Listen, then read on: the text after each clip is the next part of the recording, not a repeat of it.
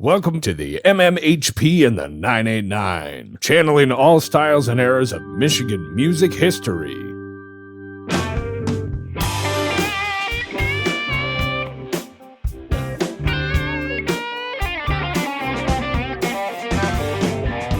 Hello, Michigan music lovers. This is Scott Baker. I want to welcome you to the Michigan Music History Podcast. I am flanked by Michigan music royalty. To the left, Dr. J. To the right, Sir Fred. We cut from just around the block of the Michigan Rock Legends Hall of Fame in Bay City, Michigan, here at Studio 163 in Essexville. And now it's time to grab a favorite beverage, hit the cruise, and take a trip back with us through Michigan's rich music history. This podcast is sponsored by our friends at Electric Kitsch, located at 2106 Kosciuszko Avenue in Bay City, Michigan. And now, here's your host, Scott Baker. Here we are back at Studio 163 in Essexville, Michigan, and we are here for the end of summer of 2022, and we got a special indie music / Hell's Half Mile episode. I want to thank my special guests for coming from all around the state for today before we get into our weekly roundup of what's going on. But Ben Padgett, thank you for coming up from BevClone. Yeah, for sure. Ben's got some history to tell us on the indie music scene from around here, not to mention Michigan as a whole, and a brand new album out of a reissued live performance from BevClone on a label. So we're going to talk a little bit about that and the scene from the 90s that Ben was in. And Mr. Don Hessel's here from the Hell's Half Mile. How you doing, Don? Very good. Thanks for having me. Oh, absolutely, Don. We're so thrilled to get a Hell's Half Mile episode. And now that we've established ourselves for almost a couple of years here, we wanted to try to tie in with all the local stuff, especially since we're out of mid-Michigan, and it only makes sense to get back in with Hell's Half Mile and all that. So thanks for coming. Right on. How you doing, Dr. J? Great. What's new? Well, Rick Springfield was in town last Saturday. I've never seen such a big crowd at Winona Shell. Same. He gave us a guitar. I saw the Jesse's Girl guitar. Yeah. So we're looking for a spot in the museum. You know, we highlight things that happened in Bay City as well as, of course, Michigan artists. So pretty excited about that. Starting a class Wednesday on Elvis Presley at SVSU. Wow. Yeah. Well, all the enthusiasm about the Elvis movie, they called me to see if I'd be interested in running a class on Elvis. And I said I'd do it, but I want to do it as a two-parter. So I don't know if you're familiar with the books by Peter Gralnick. Yep. Fred, and probably read those. He did a two-part or a two-volume biography on Elvis Presley. The first one was called Last Train to Memphis, and that covered his early years, from his birth through his induction in the Army. And then the second one was called Careless Love, and that one dealt with the Army years and Elvis's movies, career in Hollywood, the comeback, and all that other stuff. So I wanted to kind of do the same thing. So this first one, which will be a total of 8 hours, just going to deal with Elvis's rise, I guess you could say. And the one thing I was really interested in was now that there was renewed interest in Elvis because of the movie, you're hearing about cultural appropriation. That Elvis was only successful because he stole from black artists or took from black artists. And whenever I hear that, I say, obviously whoever's saying that, number one, doesn't really understand how art works. And number two, have you listened to the early recordings that Elvis did on Sun Records? And all that kind of discounts this whole thing about cultural appropriation. So anyways, that's one of the things I wanted to deal with in the class. How long does your class last? And is this a 2-hour session for 4 weeks at SVSU through the Ollie program. As a professor again? Or just, I'm not really a professor. I'm just a teacher, cool. Teaching rock and roll history classes. I've been doing it there for, since 2004. And when does this start again? It's going to start this Wednesday. Okay, so we're going to be rolling a little later than... Yeah, the people that sign up for this are Ollie members, and I'm sure anybody that's taking a class has already signed up for it. Right, okay. But, it's a great place to teach. Wow. equipment is second to none. What a summer. Yeah. That's cool. What a cool way to wrap up how we all the excitement we've had this summer, and to come roaring into the fall. And Rick Springfield giving the guitar to him. I saw that Mike. I saw that was picture. Quite a show. He had a video component that I have. I guess I haven't seen a lot of really big concerts, but the ones that I'd always attended were just, you're showing a video of the performers and blowing it up so everybody can see it. This was not like that at all. It was like each song had a music video. Yeah. It was extremely well produced. I don't know, Don, did you happen to see that? I did. That was pretty awesome. And I love that 30-minute version of Jesse's Girl. That was fantastic. Got to know your audience, and he sure does. But that was really a great show. Really, it was amazing. Way better than I thought it was going to be. I was saying the movie behind him, he's running movies he was in to the songs that they related to. Well, actually, they did so many things. They had one song was using clips from Fritz Lang's Metropolis. And then he had this deal where, Jesse's Girl has been used in various films and TV shows, somebody singing it in their car and all this kind of thing. And whoever put this video thing together had 5 or 6 clips of those things. And then, then he goes into Jesse's Girl. It was pretty amazing. It was. Yeah. I get a kick out of too. Jeff Yant sit by the ladies that had the We Love Noah Drake thing. And I got a picture of Jeff holding it up for him while they were cheering because I was shooting the concert. And apparently that he pointed it out to him because he told me that Rick, as I was walking away, I heard Rick swearing about something. It was like, fuck that guy. He almost killed me. He was pointing at their picture. I'm like, oh my gosh. That's funny. I'm not understanding how it almost killed him. I don't know. Didn't he talk about a little bit of his depression issues and stuff? Well, right around there? But really that brought him to the attention. Notoriety. Yeah, really. And then of course you got to have the songs. Yeah, the acting and then the big album. Is one of those ear candy songs, great on the radio. Having said all that, though, Men at Work just killed it. Fabulous. Did you like them? Well, I had the original album. Still have it, And, I just thought they were amazing. Like as a band. John Wayne was really good too. It was really a good show. Yeah, from start to finish. It was. And John Waits, I could have took another half hour. He was killing it up there. His voice so on point. Yeah. But how's it going, Fred? I'm doing real good. Sir Fred in the house. What's going on in your last few weeks? We haven't had a podcast in a while. Anything new? Just buying and selling records. Yeah. Working on my book. Cool. So it's coming together. What do you got your little due date picked or no? No. Okay. Are we still looking at 2023? Yep. Okay. It was 2022, but I slacked a little bit. Oh, you're finding out too much information. That's the problem. Well, that's one of the issues. And today, somebody on Facebook, a friend of mine, Frank Johnson, posted that flyer. Remember I told you I was looking for a Ike and Tina Turner? Oh, yeah. Well, he posted it today. Not the one that, I shared it, so it's on mine now. Okay, I'm interested in seeing.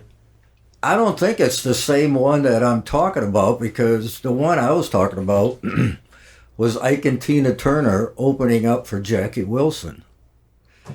And this was Ike and Tina Turner with the OJs in 1965. Saginaw Auditorium? Saginaw Auditorium. Now, the one you were talking about, wasn't that Cadillac Club or something we were talking about? No, it was at like a C&O Hall. Okay, it was a hall. Hall. Yeah, because I remember we were talking about the Cadillac Club being Old Blues Club, and you said I'd like to have that Ike and Tina Turner show from that period. And for some reason I thought it was they played that club. I'm like, geez, oh man, really? But so in place of that flyer, I'm going to use this one. Cool. Yeah. Cool. Hey, Mike Beatty. He's in here taping and doing his usual archiving for us as well as the town. Summers are going good for you? Oh, yeah. You're all over the map. Documenting current events. Ann Arbor blues clubs, Ann Arbor rock shows. Jack White a few weeks ago. Yep. You're getting it all. Did you tape Jack White? Let's hear your bootleg story for that one. Yeah, because the previous show, the third time they're going to escort me out. But no. I did tape the opener, and I don't know how they noticed me taping, but during the opener they came over and said, you can't do that. I said, okay. I put it in my front pocket and kept the audio recording for Chuck. So you got a document. And you get great audio off of GoPro. Stellar. You and your You GoPro can this see year. flashing lights. Like, Yeah, well, you can call it the front pocket recording. yeah. That's Yeah, cool. That was a great show, and seeing a couple of great ones, Milk Carton Kids, Yeah. a couple days ago. The Dave Sharp World's Quartet at the Blue Llama I was just blown away. Didn't Nice. know what to expect. And Nice. Awesome. And did you see that keyboard player you saw at the Blue Llama not too long ago just passed away? Oh, yeah. Joey DeFranco. Joey DeFranco. Oh, yeah. And you saw him there in March, I think, or April? Yeah, met him, and Unbelievable.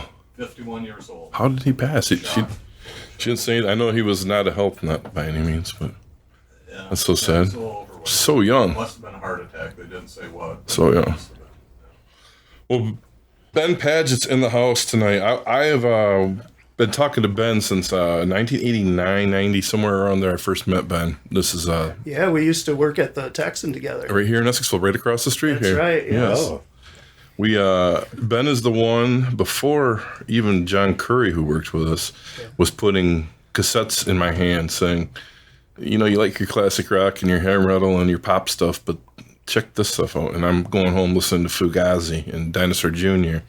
and on and on and on and on. And Ben was shaped that entire side of me before I even got into jazz and deep blues, the indie world. And Jane's Addiction, which we all loved. I mean, I think that's my first step in because I was already into them. And I'll never forget the first time I heard Dinosaur Jr. at your house. And you're Yeah. like, well, you got to take these tapes home, man. And I was buying everything I could. And Yeah. Fugazi out of that. And That's right. the whole indie world, the DIY thing. I do remember, and that's a really nice credit, Scott. Thanks. Oh, it's true. You're a huge influence in music here in Mid-Michigan, and it's kind of cool to hear that. Like I had a little bit of something to do You with that. completely did. Because I was spending time at your house just...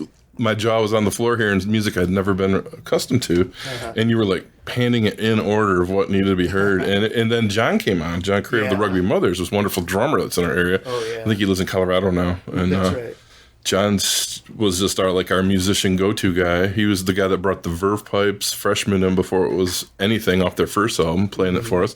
He saw that Pearl Jam opening for Chili Peppers and Smashing Pumpkins tour, Yeah, I where got he's to like, see Pearl that- Jam that killed tour him. too. Yeah, remember you guys were like, Pearl Jam stole the show. This is a new right. band, and it's like what? And man, we were buying tapes and listening to tunes, and that was our yeah. life back then. When I was in the end of my high school days there, and you were in high school at the time too. Yeah, I was at Bay City All Saints, graduated in 91. And I graduated in 91 at Garber. Yeah, okay. So we continued working at the Texan for a couple of years after that, but at some point, the band I was in here in Bay City decided, things aren't really happening like we'd like them to here for us in the scene. There was a small scene that we were kind of involved in and playing with here in Bay City, and Saginaw was a big place where we'd have shows at Lincoln Road Hall yeah. here in Bay City.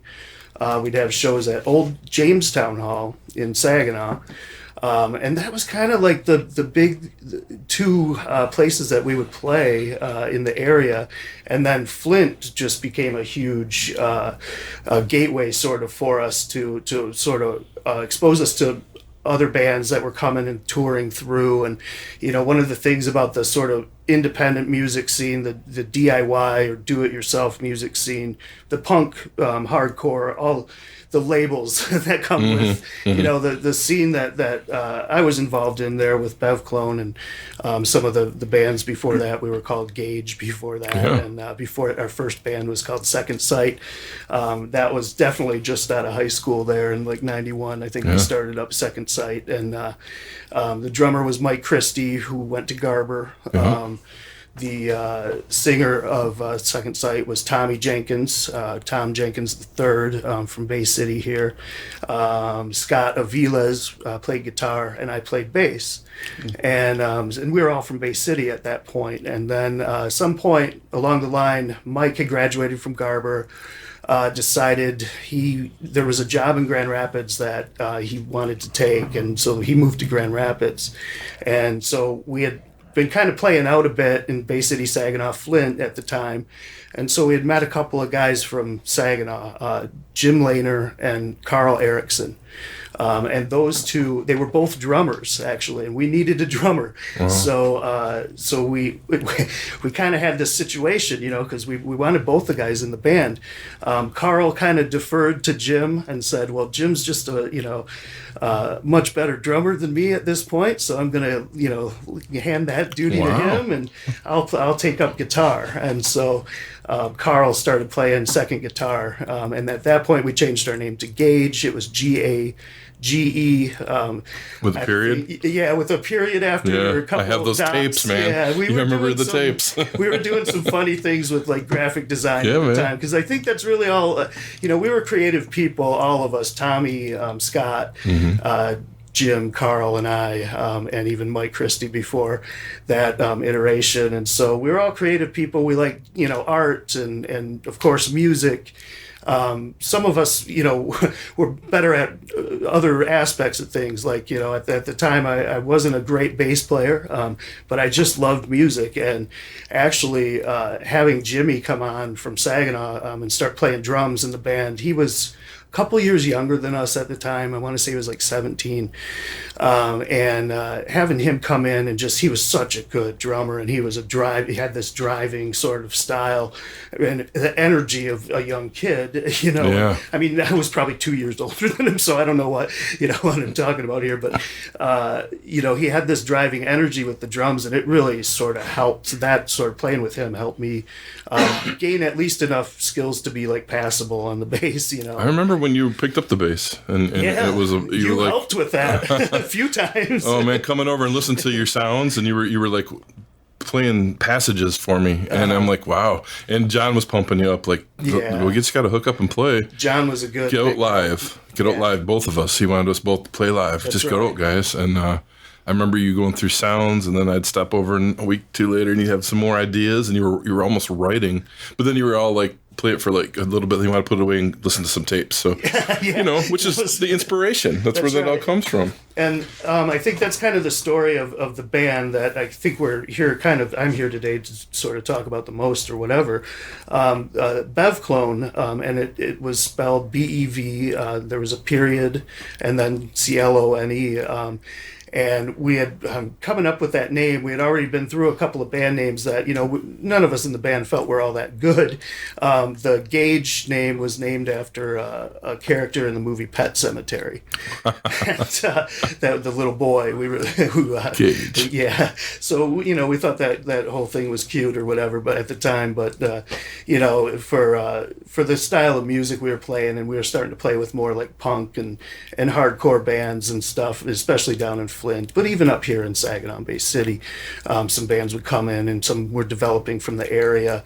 Some punk bands like Civil Disobedience, Social Outcast. There was a band a little bit later on, Frank, my uncle's band. They were pretty good back then. But anyway, so we're kind of trying to develop a little bit harder style, listening to all that music, synthesizing stuff, kind of putting together our influences. And I realize now, like 30 years later or whatever, looking back, and listening to some of that stuff, because we do have this live record that's been released, and it was a live show from 1994 at WFPE, which is a radio station in Flint that was based out of Flint Central High School at the time. Wow. And so there was a show on that radio station called Take No Prisoners.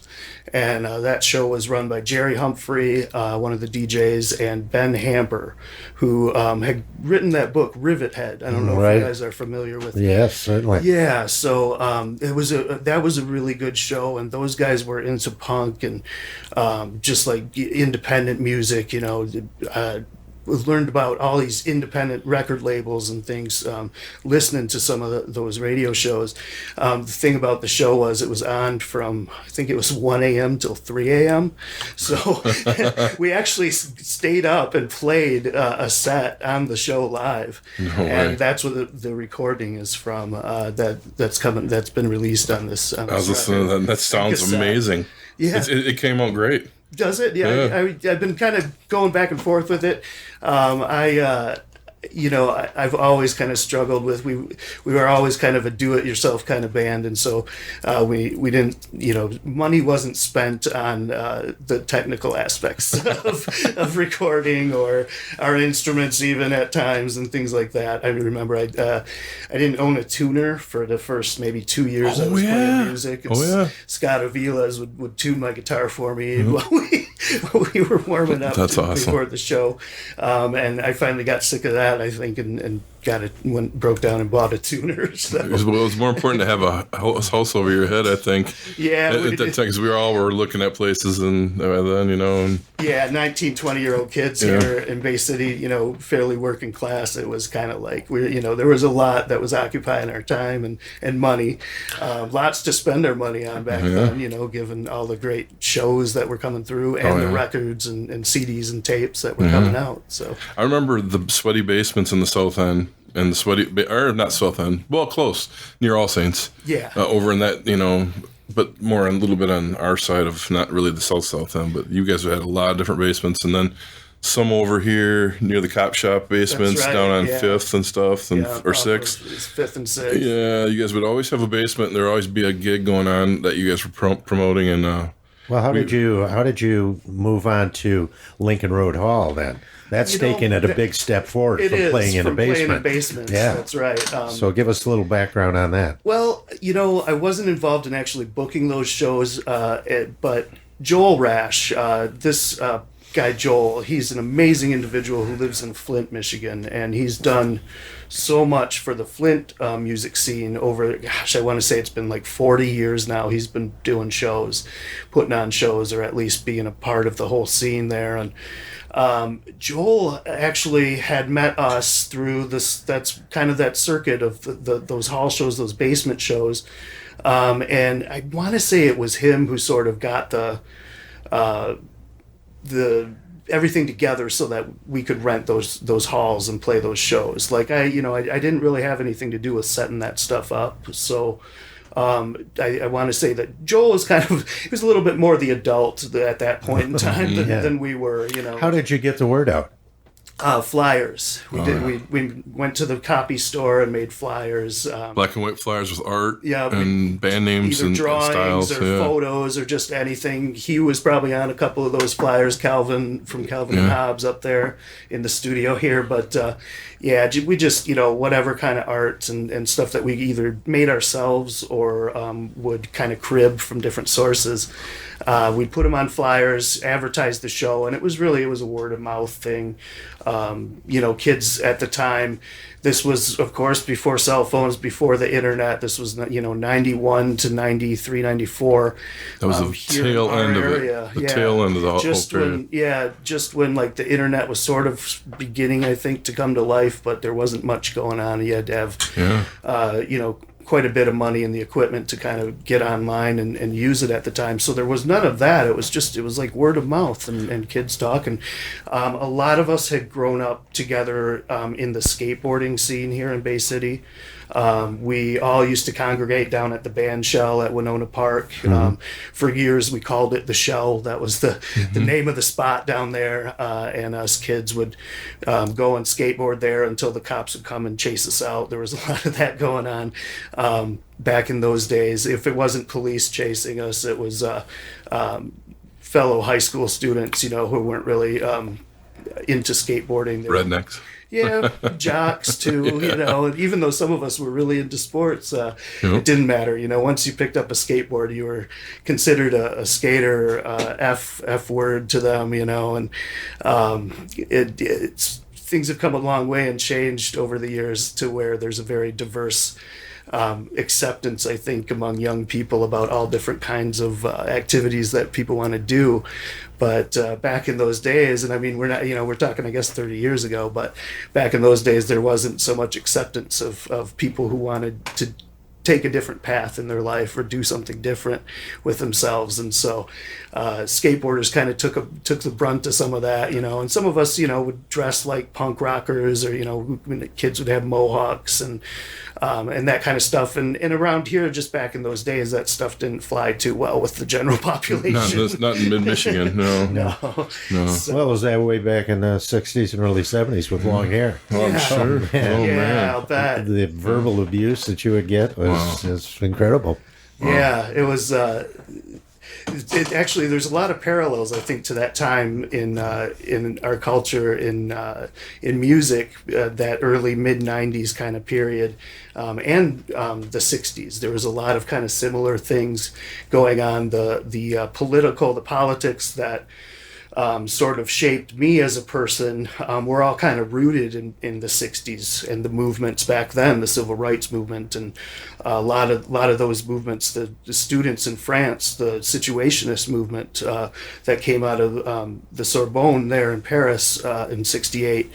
Like that started to really sort of take hold and inspire us as young people in mid-Michigan, and just sort of inspire us to do our own thing, to take our own path. And, if it was skateboarding, if we're going to get chased by police or jocks or hicks, it didn't matter. We were just going to kind of find a way to get it done and have fun while we were doing things. So did the shows at Lincoln Road Hall, I imagine it started pretty small at first. That's right. And then did it grow? It did grow. Yeah. Word of mouth brought people in from Saginaw, from even from Flint areas. We'd get bands that would come down from Flint. People from the Thumb. I met a lot of people from towns like Clio and Vassar and Sebewing and Unionville up there. They were just, the misfit kids that wanted to find their own thing. They finally found their own thing by going to these hall shows. And it was pretty cool. It was a big community of young people for the most part. There were some older folks who, like I said, helped out with some of the logistics, I think, of some of that stuff. Just putting on a show at the time, was something that I wasn't prepared to do, but I think we learned so much during that time. It was, the idea of do it yourself, that DIY. If nobody's going to do it for you, you're just going to have to figure out a way to do it. So we did, and so we get to the point where, we could all book shows. I was booking shows in Grand Rapids out of the house that we lived in there for a time after we had moved as Bev Clone to Grand Rapids. But Tommy, the singer from Bev Clone, he learned to book shows, and actually that was the inspiration for, I think, what he started doing for the Hell's Half Mile. Absolutely. For creating the what I love about Hell's Half Mile is because I've always enjoyed film and cinema and movies, and the fact that they didn't just stop there and say this is a film festival. Nope. It's going to be a film and independent film and music festival. And that to me is just like beautiful. That's what the kind of spirit that I think we all kind of created back in those days here in Bay City and Saginaw and Flint, and just kind of taking that to another level where Tom was able to kind of book it bands from not just our area but from across the country to come and play shows here in Bay City. Now, did you guys take a cue from any other Michigan indie bands at the time when you guys were coming up? Or who was before you, or maybe even earlier? Was there anything? Yeah, definitely. The Rugby Mothers were a huge inspiration for us. Working with John Curry at the Texan and getting to know his brother Brian and hanging out with those guys was a lot of fun. I remember John showed me Green Day for the first time. And this was years before Green Day blew up. This was maybe 91, and they had a couple of albums out on Lookout Records as opposed to the big boys, and so John and the Rugby Mothers were huge, and they were a big part of kind of they would bring us and have us open for them down up in Flint and those kinds of things. So the Rugby Mothers were huge. There were some other bands in that scene at the time, but we weren't real aware of them. We didn't get to see many of them because a lot of them were on the west side of the state, like There was a band called Twitch. Maybe Twitch was from Detroit. But,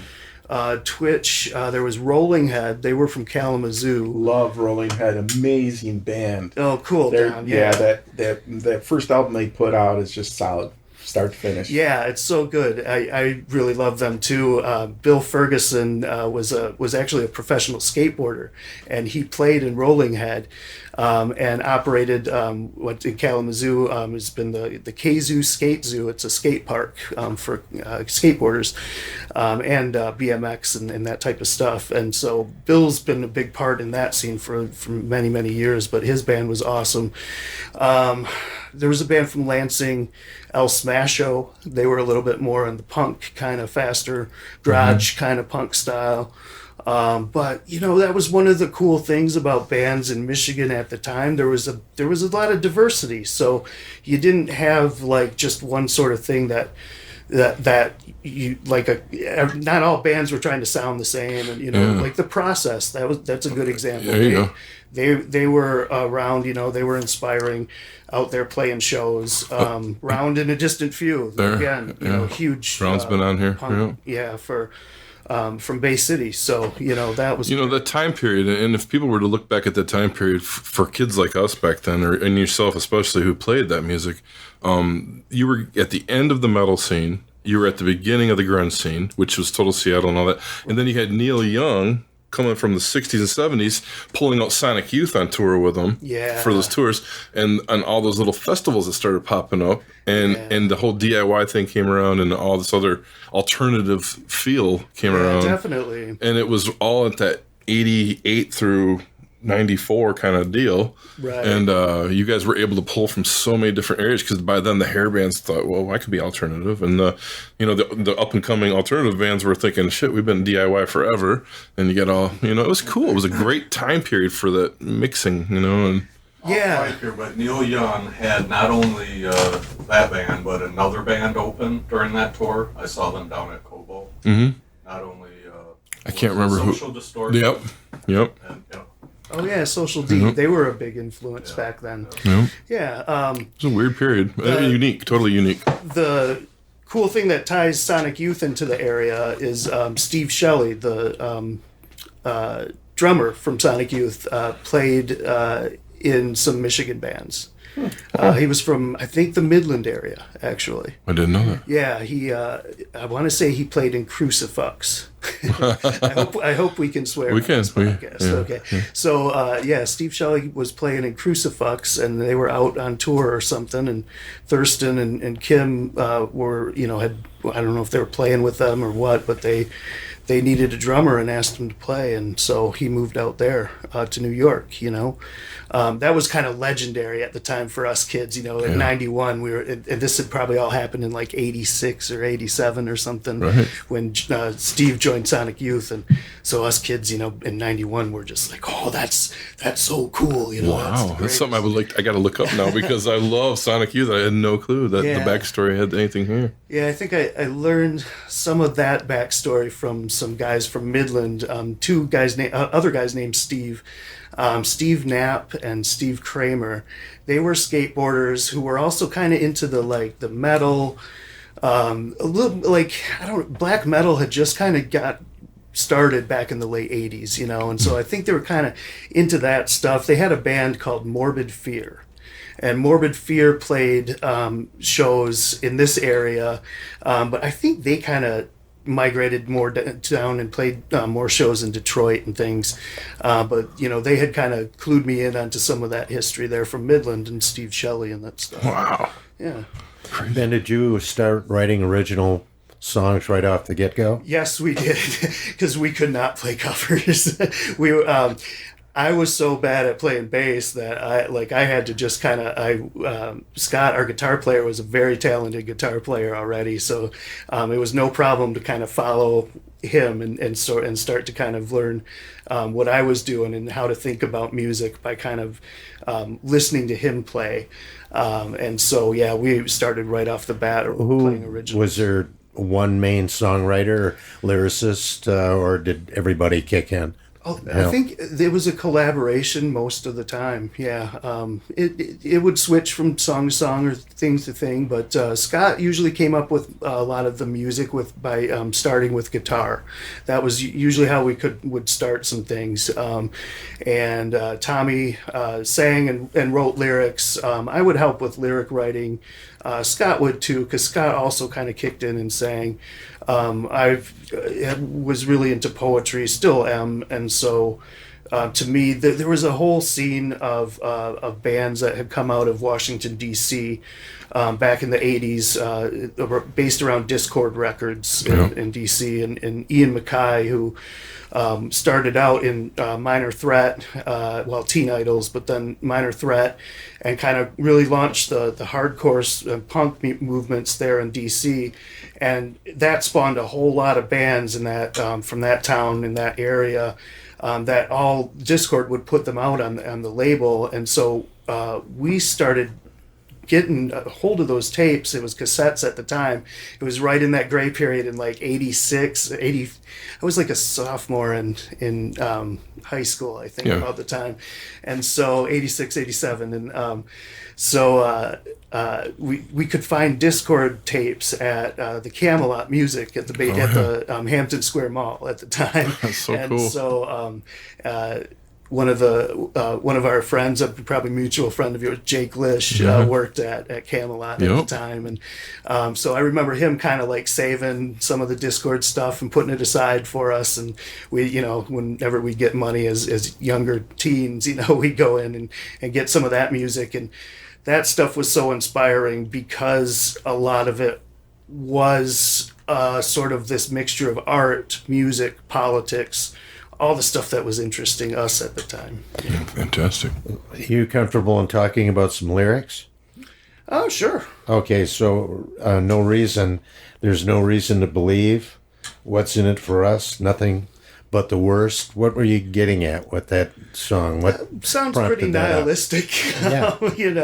I think a lot of times when we're coming up with things. I was meant talking about poetry, and so there's sort of this idea that a lot of those bands from Discord kind of inspired in us that a lyric doesn't necessarily have to have a point or say something directly. That there are other ways and arcs you can take to get to a point or. That kind of thing with writing. And so a lot of stuff we wrote, I think, was often like open-ended and obtuse. And so, that's kind of what you get sometimes. Yeah. And, somebody wasn't feeling very happy. I can tell that. But other than that, I'm not sure like directly what that's for. Okay. It's about. There was another one. It was Empty Bottle. Is that one of your songs? It's Empty Battle. Empty Battle. I'm sorry. No, that's okay. Fine. As a young boy, I saw something hollow in my life, but I didn't know what it was. But I still wanted to fill it. Yeah. Is that more something that has to do with music? And yeah, definitely. Looking at how music can fill your life? Definitely, yeah. And that part of that song actually is almost a spoken word where Tommy is saying that over some like intro guitar and a little bit of like cymbals hitting, kind of real mellow, quiet sound. And Tommy's just kind of reciting those words. I felt something hollow in my life. I'm looking for something to fill it. And yeah, we were definitely talking about music because that's what was happening for us at the time. It was, in a lot of ways it was taking over our lives, Tommy was a whole other world. He's very good connecting with people. He connected with everybody he met.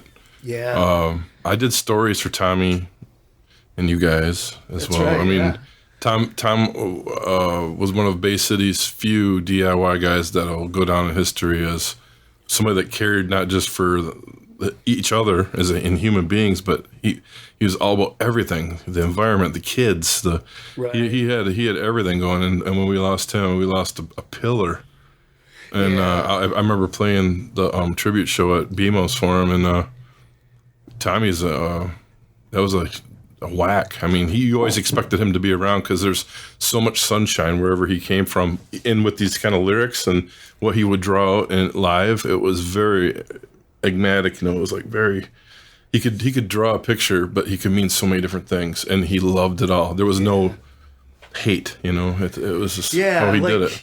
Like reading them dryly, I think sometimes kind of some of those lyrics may sound like angry or hateful or something, but boy, like you said, Scott, there was not hate inside that guy. He was just filled with love, and I think in a lot of ways he kind of distributed that love like as best he could. That was kind of Tom and I both shared a love for sports, and I think if Tommy would have been the age I am now at this point, I'm approaching 50, and if he would have made it to this age, I'll bet he'd be coaching somewhere. I think Tommy was just one of those guys who could like you said could draw something out of people and just kind of express the way that he was feeling, but the way that everyone in the room was feeling at the same time too, and in such a unique fashion, and at the same time relatable. Like as he got older, the more easily relatable he became, but at the same time he had a side to him that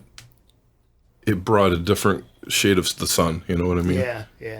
It's hard to describe him, but he was such a love. Like there was not. You run to a grocery store, it's a hug. You're hugging. Yeah, that's all there is to it. Yeah, big hugger. Yeah, and so much love and just so much inspiration. I think that that love that we saw back in 2014, after he passed away of cancer.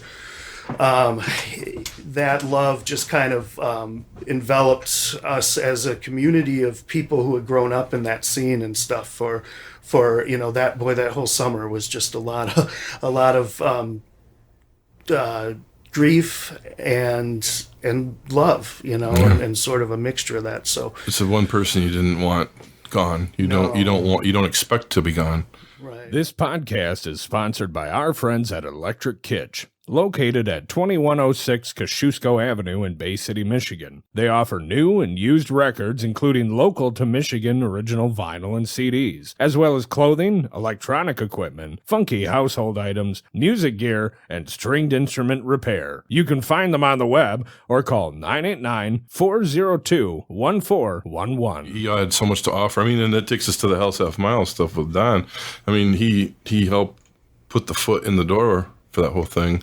I was on board for that initial bit. I didn't get to see how he did it with Al. Al and him did a lot together, but Jay was there, and I came in with my little bits ideas through the journalism side because I wasn't really playing full on. Well, I was playing, but not indie music, Mm-hmm. So I offered what I could, but I mean, Tommy, he had his foot in the door for that whole scene, which, Don, you've taken that over kind of now, right?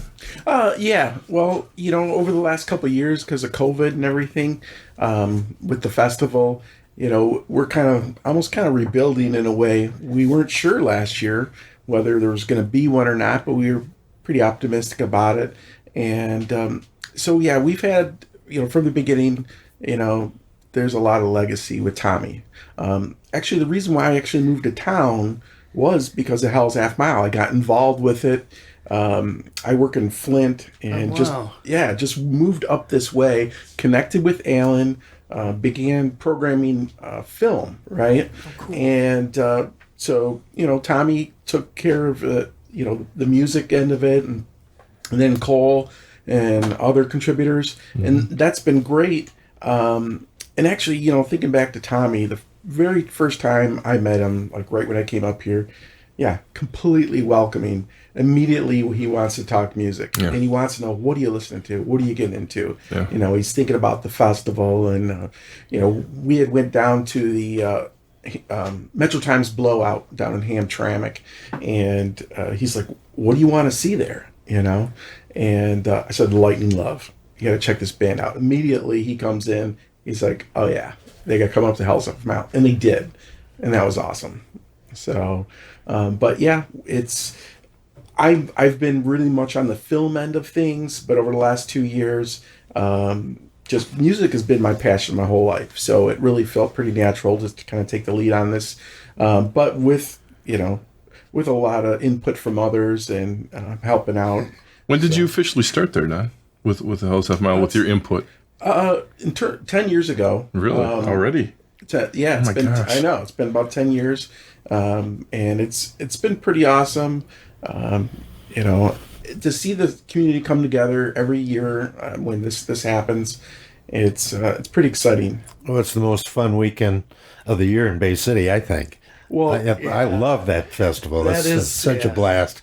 Yeah. You know, we always get all events passes, and you know, we started out driving people from the airport to the festival, and you know, that was a lot of fun as well. The only problem is you miss a lot of the festivities, you know, when you're doing that. But you know, anything to make it go. Were you there when Matt Pond, PA, was brought in, or was that just before you came on board? That was the year before I came on, but I actually attended that festival. Yeah, I was there for that one too. that was such a highlight for me because first off, you had the film Lebanon, PA, Right. which they were on the soundtrack, and then to have them there after the film was shown, and we drove around the director of the film, you know, and I picked him up from. I think it was he came in Flint, and yeah, that was awesome. We got to after party with Matt Pond, Did ya? so that was nice. Yeah, that was pretty fun.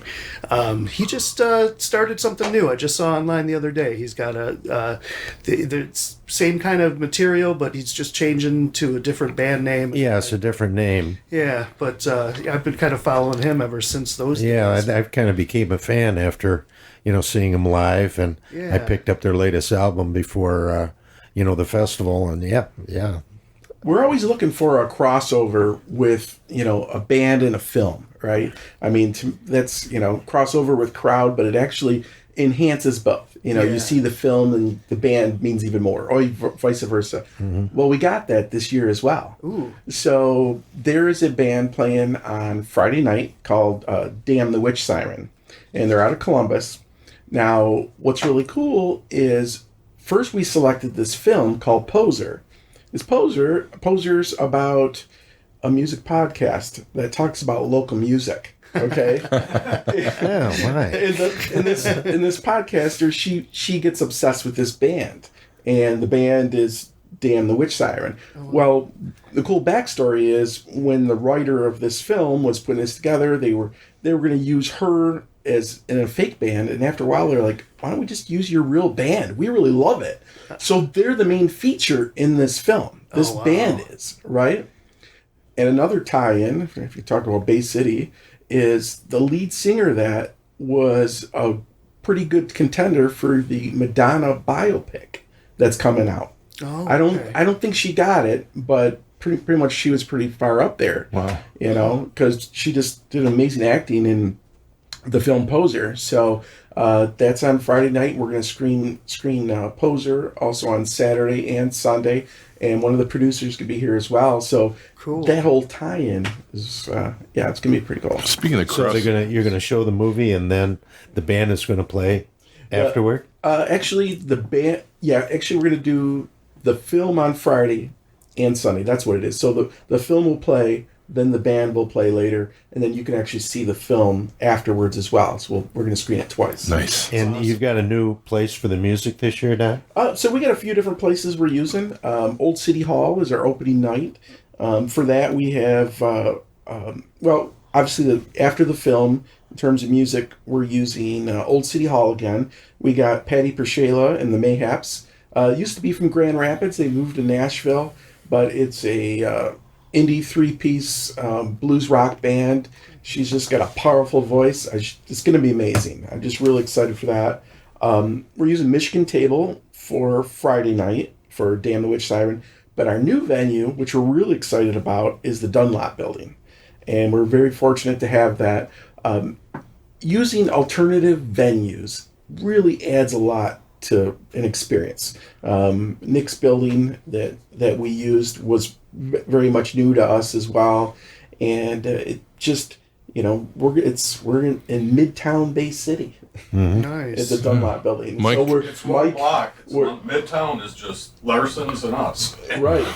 So we're very, very fortunate. Mike's getting us in there. So is that the old Dunlop dealership? Yep. Yeah, right in the middle of the one ways. Another place I used to work. Really? And what night is the Dunlop shows? Saturday. 90. Okay.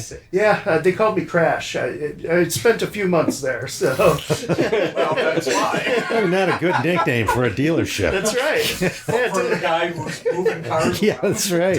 Didn't pan out so hot. I ended up moving to Kalamazoo from Bay City after that job. Well, Don, do you have an opening film this year, or are you prepared to announce that or no? Not exactly prepared. We're waiting back from a filmmaker. We'd like to have guests for opening night film, and so we have. By the time this airs, we will have one, but at the moment, we don't. But in terms of the bands on Saturday night, let me mention that at Dunlop Building, we have 3 bands. Our opening band, I'm really excited about. These guys played 2 sold-out shows at the Masonic Temple in Detroit, opening for Jack White earlier this year. They're a psych rock band called Sugar Tradition, and this guitar player is just amazing. Just really love the overall feel and vibe of this. I think sometimes when you're playing this kind of music, it's nice to see a nice young man. They've only been around a few years.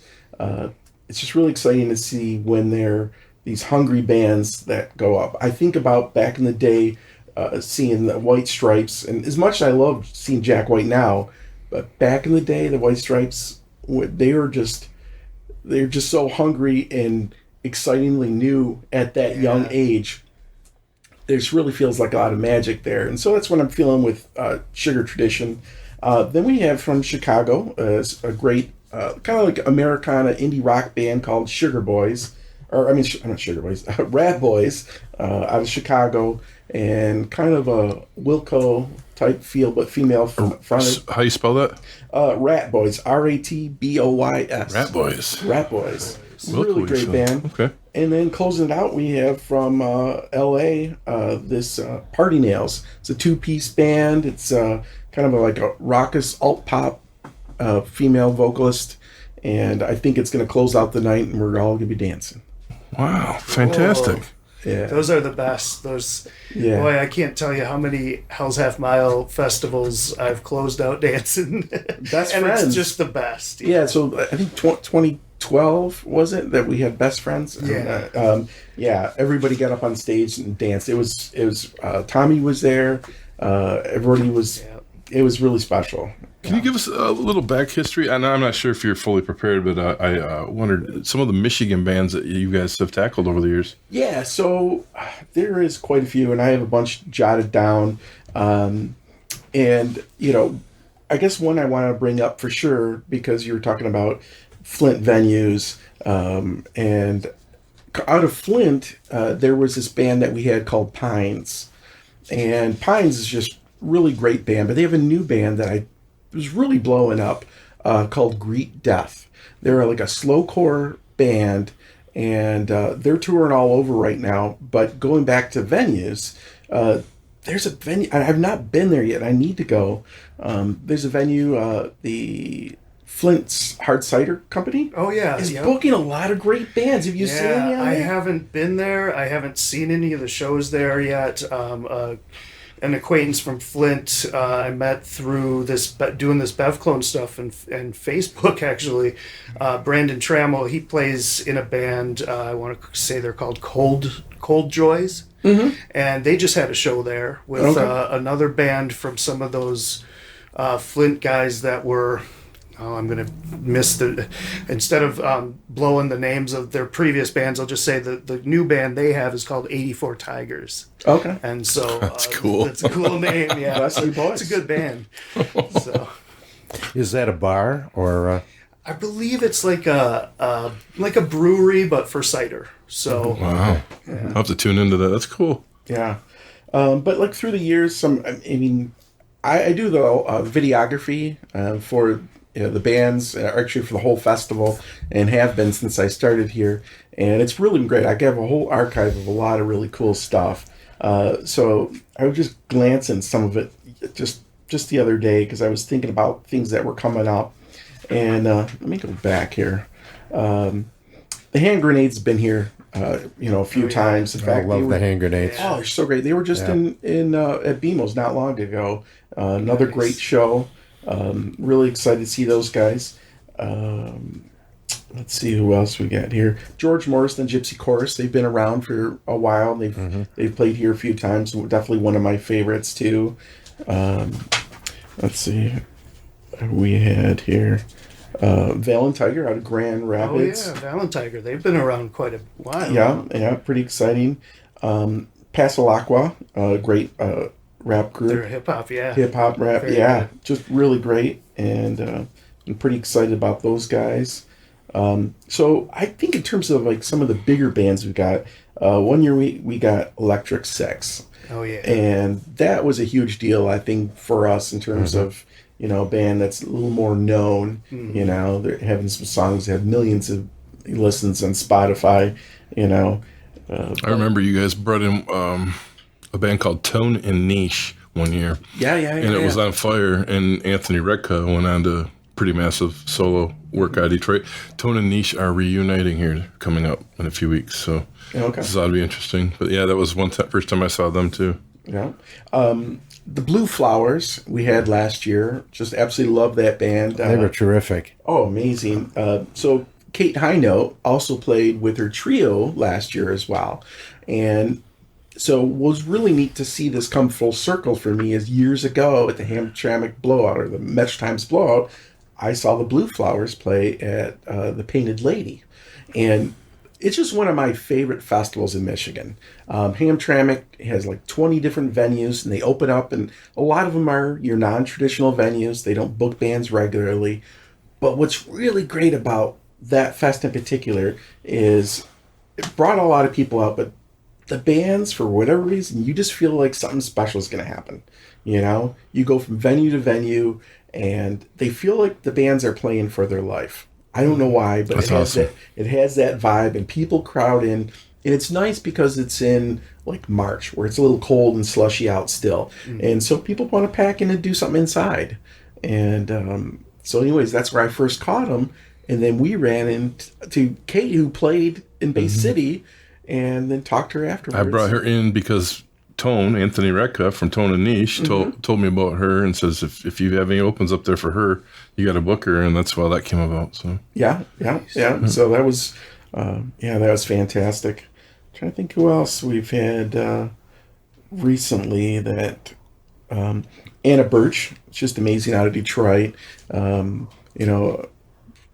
Basically, female indie rock, just incredible songwriter of everything she's put out. Pretty excited about that.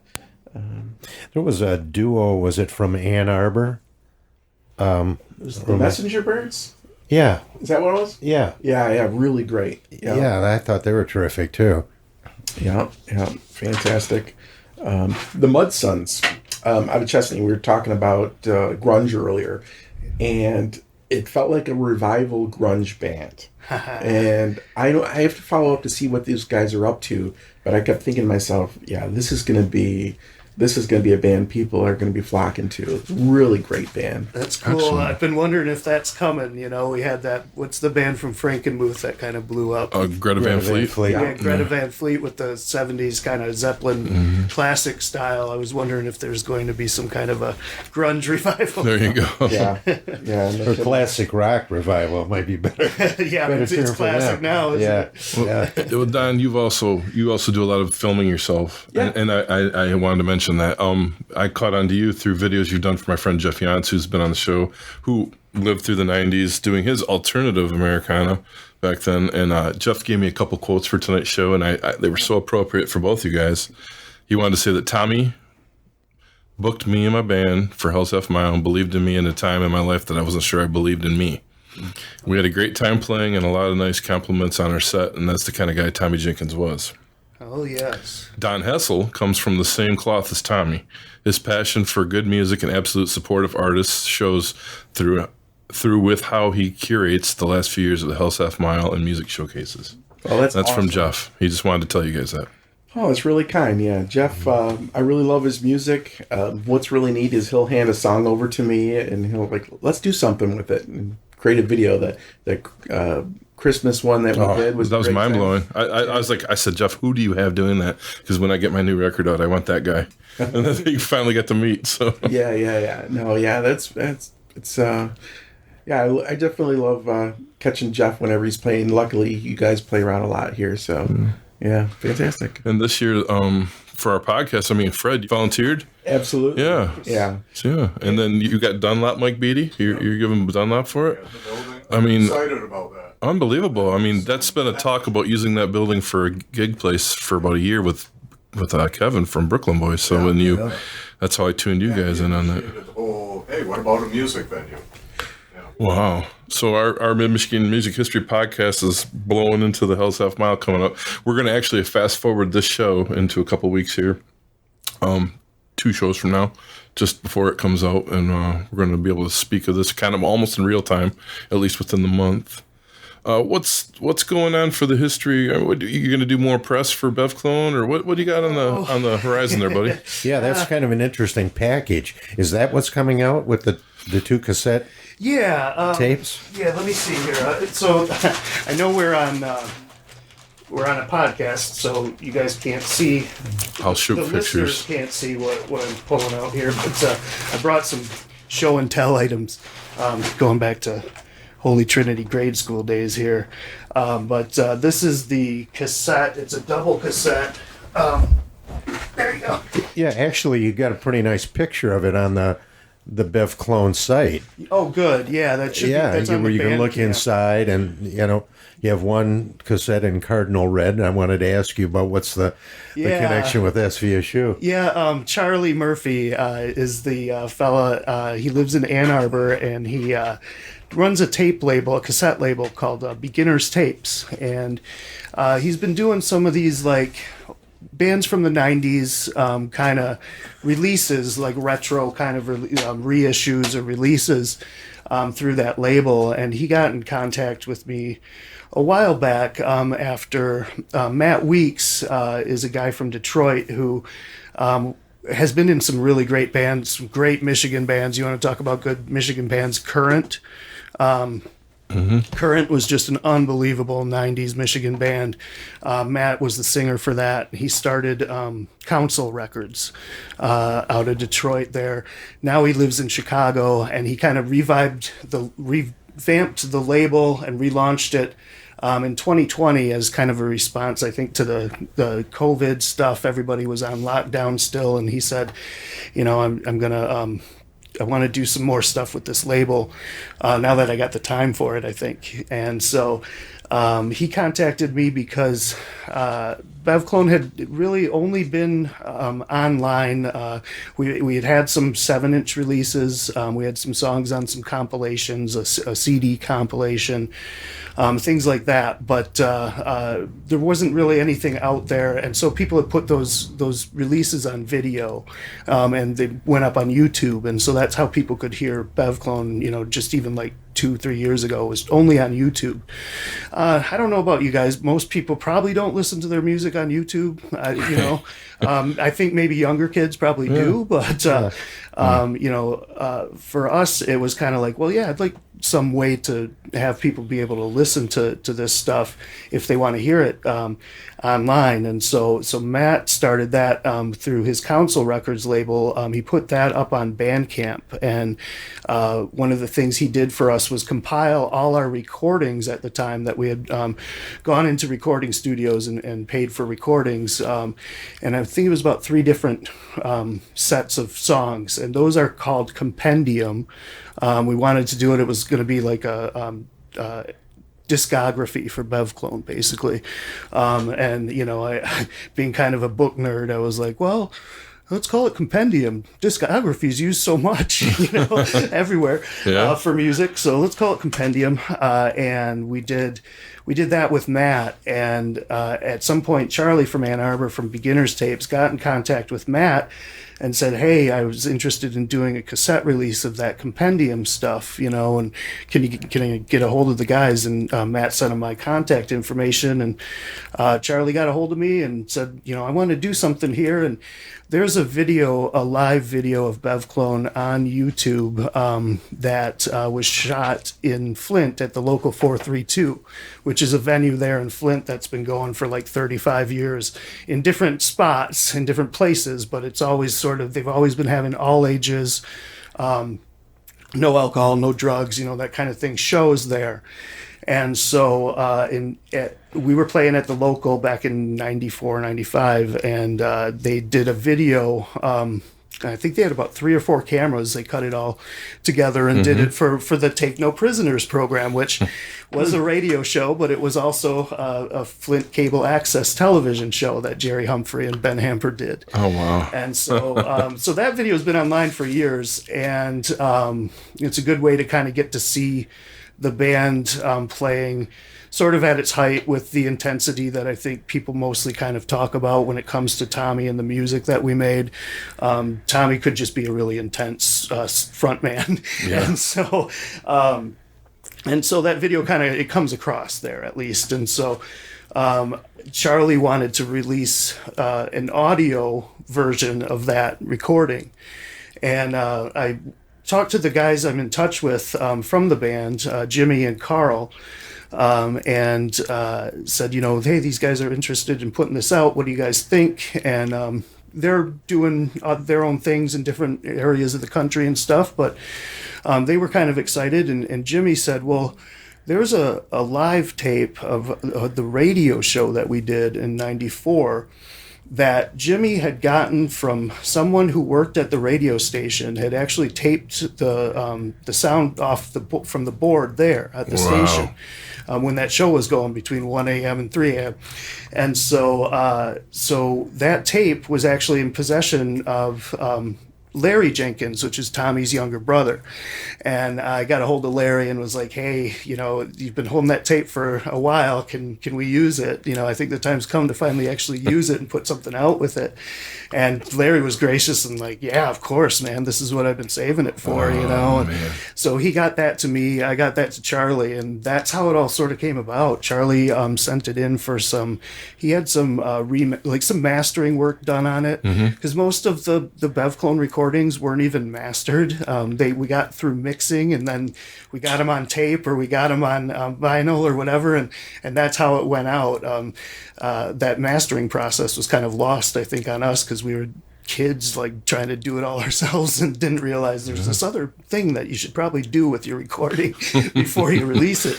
And so Charlie actually had somebody who worked with ministry or on some ministry stuff in the past. I don't know his name, or I'd plug him here, but I thought he did a really great job kind of boosting the levels. I listened to it on Bandcamp and I was like, did you? Whoa. Yeah, it sounds good. Whoa. Yeah, it came out of like clear. I mean, it's loud and clear. It's like, wow. It had a lot of energy. It was a really cool archival find. Yeah. I was so glad we were able to do something like that. But, and that's the thing. It's kind of, it's out there in the world, and that's sort of, I think, what Tommy, I know for sure, would have wanted. Yeah. And, the rest of us are pretty happy with it, too. Oh, cool. So is this going to start a cassette revival? Apparently that's happening while we speak. Yeah. Cassettes are sort of what LPs were, vinyl was maybe 10 years ago when that revival was really kicking. The young hipsters are into cassettes now.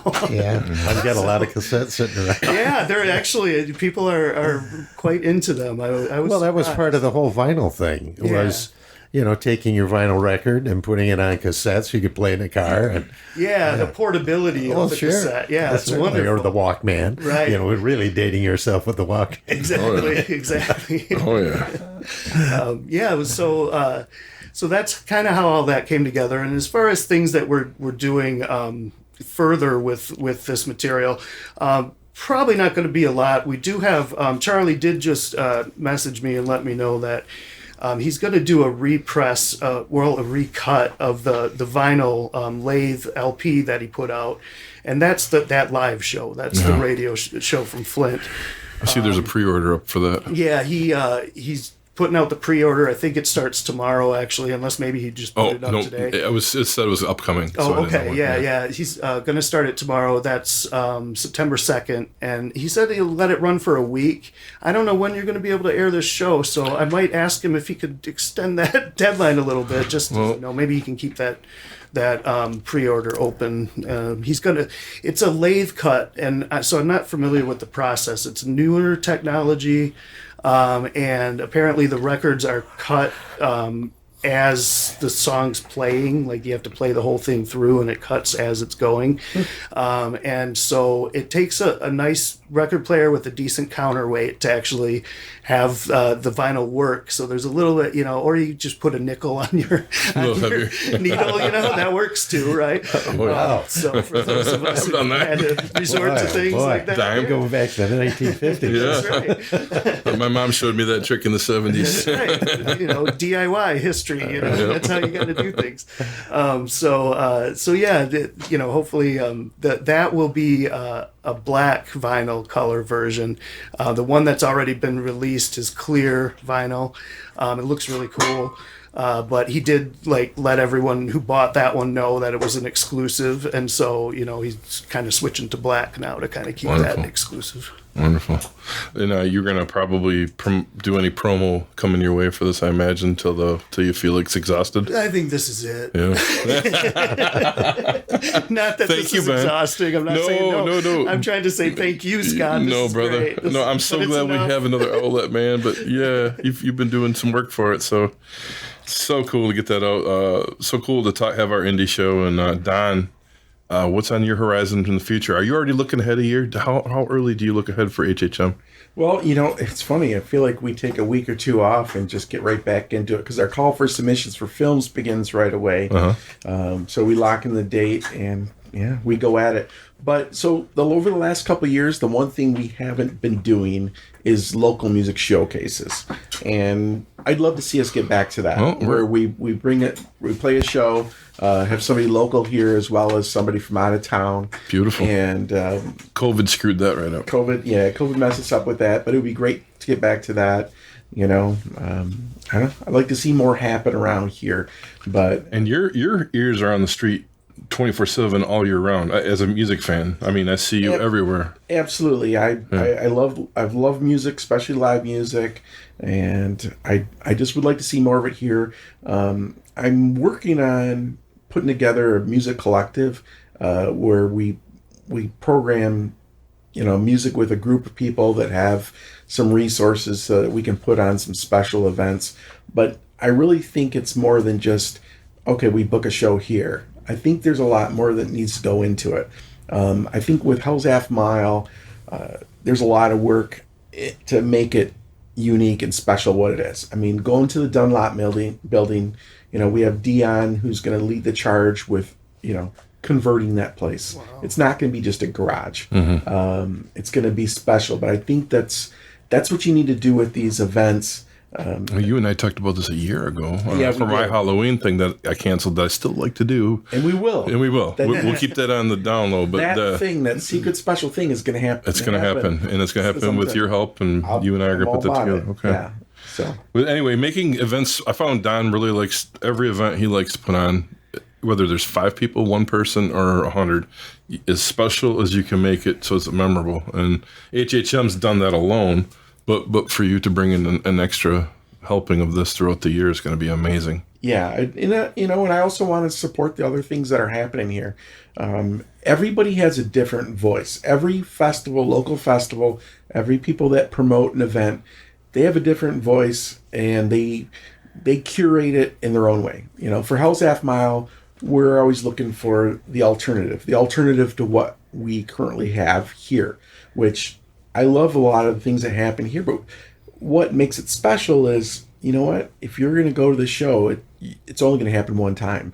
You may not catch those bands again, especially from further away, but you won't, even if they are local, you're not going to catch them in that same way. No, they could play again locally, but that's going to be a special moment. And look we can't ever get Bev Clone back with Tommy being gone, That's true. So this reunion thing, I mean, it's the first idea everybody's going to have is like, oh, Bev Clone's back. Well, no, it just ain't going to happen. Yeah, not. Unfortunately, you just can't replace Tommy. That's one person that will never be replaced. So uniqueness, but, DIY.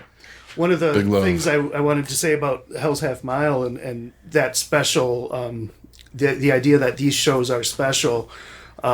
Whether it's for this area or for anywhere else. I mean, I've been living in Kalamazoo for 25 years, And it's a pretty great place at times to live if you like live music, because we're between Detroit and Chicago. So touring bands, coming through, it's a stop right there in between cities, major cities for them.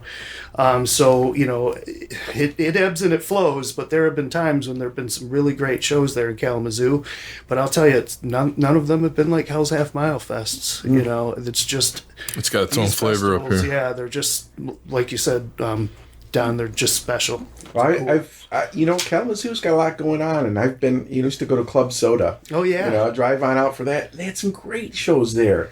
They had some. I mean, Nirvana played there for like 12 people and slept on a guy I know's couch, and stuff like that. But we played there back in late 80s. Lazy Lester? Yep. Wow. Nice. Very cool. At Club Soda? Yeah. Nice. I didn't even know it was still going. Oh, I wish it was. It's a Christian bookstore right now, actually, surprisingly. But venues, that's where the ebb and flow kind of comes in. There, right now we're a little bit dried up with venues to have shows at. There's a lot happening in the neighborhood around Western Michigan, at houses. There's a group there that's calling themselves DIT Kalamazoo, and they took Do It Yourself and changed it to Do It Together Kalamazoo. And so very cool. It's cool. It's I'm pushing 50, so it's like it's for the kids as far as I'm kind of concerned at this point. There have been a couple of bands that have come through there, the Dowsing and one called Foxing, that I would have gone to see had I not been like, I'm going to be standing in a basement, in this house on Vine Street with 40, 50 kids, and it's not a good look right now. So, I won't fit in. Right? Yeah. So a little bit of that, but the dad look. Yeah, exactly. I wish we had some venues where, I think a greater range of people felt comfortable going. For sure. Did you hear about this? Miles Brozanowski has got a gallery over on Midland Street, and he said they've got a music scene going on in the basement. Yeah, I've been there. In fact, this film that I'm shooting or finished shooting used part of that, and it's really cool down there. It's got a great vibe. They got a little stage area.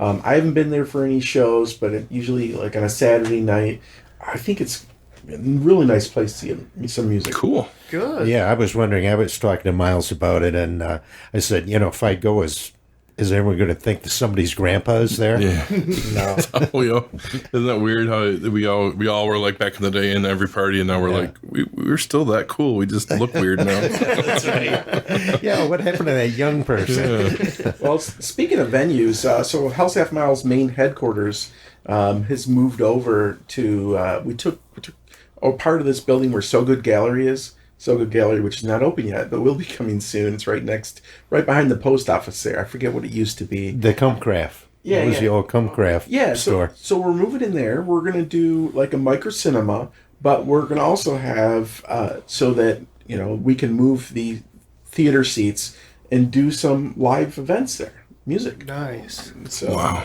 nice. Yeah, you did your the promo was in the back parking lot. That's right. We went to that. That's It right. was good.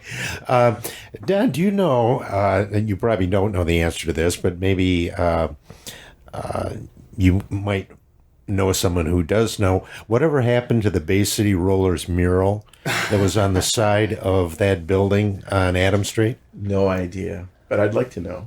Yeah, we had the Bay City Rollers fan club, which is really large. They came to Bay City to look at the Hall of Fame. We have a Bay City Rollers display there, and that was the question they were asking me. I said, well, I don't know. Yeah, that is a good question. I remember, like I said, we used to skateboard down at Winona Park at the Shell, and riding over the bridge on my skateboard because I lived on the west side, so I'd go over Vets Bridge to get down there, and passing that mural, boy, late 80s for sure it was still up, but sometime in the early 90s I think. And it was way better than the original mural that was done by Terry Dickinson that was on the motel that is now where the Doubletree is located. Oh yeah. Is there photos of these that we can put on this podcast while we're talking about it, or something? I'm sure there's photos of that mural. I don't remember on what the they side. looked It like. was large, and somebody tells me, was that Scott Shaver that painted that? Possibly, but what building? I'm trying to. Well, it was the building. It's like a two-story building. Yeah. There now. Yeah, if you're right on the corner of 3rd and Adams, it was on the side of that building. In other words, facing 3rd Street. Oh, huh. Okay, I was talking about the motel one.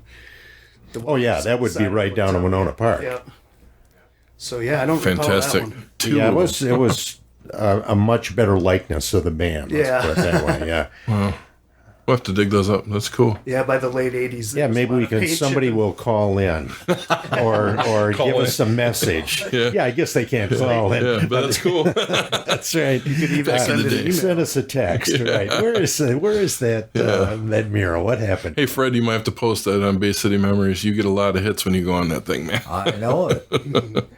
See what you can do. Need the Bay City Rollers for my next book. Well, I want to thank you, Ben, for driving from Kalamazoo up here. You've definitely made the longest trek out of everybody, and you go back with me, like, to the heart, man, of music. yeah, So yeah. to have you on here has been an absolute blast, and I knew it was going to tie together with my buddy Don. Don's the man on the scene, the man that sees all the indie stuff. You are, and there's no doubt about it. You've built yourself into this fabric of our town. And with our little crowd here that we have, I mean, now we got Fred's going to be in, doing this, and Dunlop, and Gary and I are always on the scene. Oh, shucks. I think we're all. It's big love in this house tonight. Thank you for this big indie show, you guys. Yeah, for sure. It's been a blast. Yeah, Thank you. Thanks, you. guys. Appreciate it. The MMHP is hosted on Apple, Spotify, YouTube, and our own Libsyn podcast site.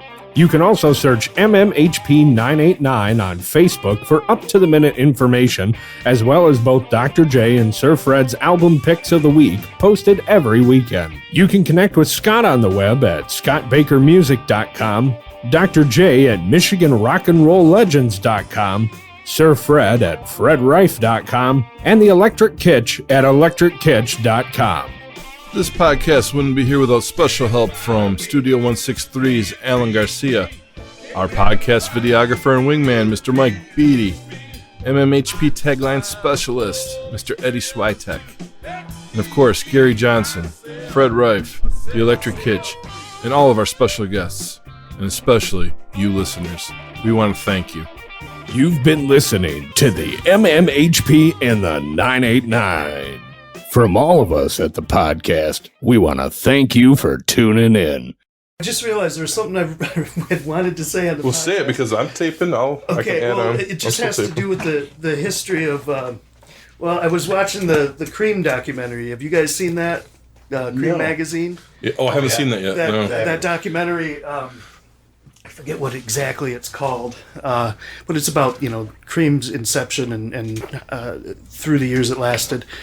And I did not know this, but Question Mark and the Mysterians, when they reformed in 1970, without the keyboards, this is how I understand it, they released something that year, and I think by spring of 71 anyway, they had released something, and that their record got reviewed in Cream magazine by the editor, Dave Marsh.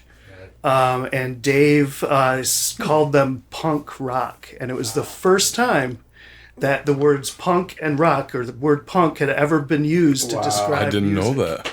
And it was about Question Mark and the Mysterians. No, right out of here. Well, they are. I mean, if you listen to those, those two albums that they did, they stand right up. I mean, Yeah.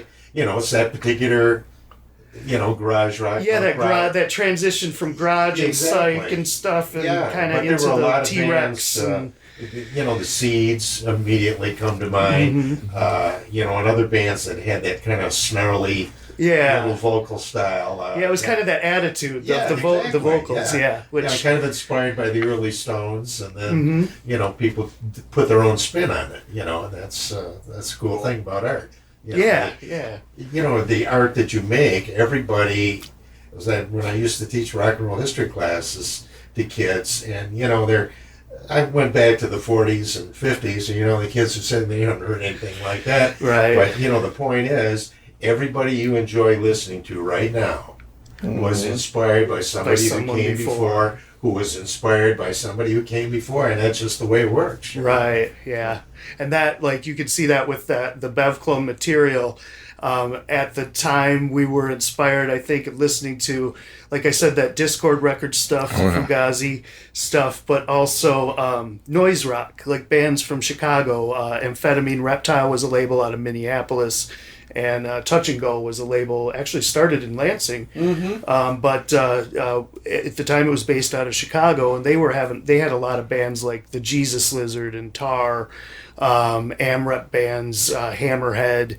I can't think if Unsane was on AMREP or not, but so some of these bands that were real noise rock at the time were also we were just kind of pulling that stuff together and, banging it out. Like, this is what we want to do with all this stuff we're being influenced by. It was filtering through you in your own style, yeah. Yeah. And you put it together your own way, right?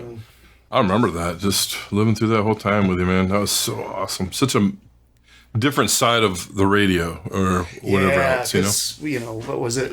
What are the Z93. Z93, right? That just wasn't cutting it. Yeah. And we didn't have a college station, that at least that I was aware of. I know, Delta had its, And Central had the little one. Central had that little radio station. That Delta station, they don't do much with that at all. Yeah. Central was playing Anthrax and more of I remember. They had some metal stuff. Yeah, going it was the speed metal stuff more than anything. Yeah, thrashy. Crossover.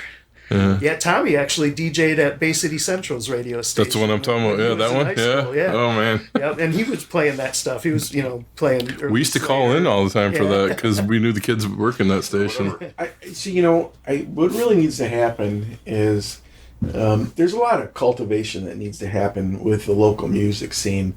A lot of independent bands. Not a lot of people know what that's about. Yep. We were talking the other day.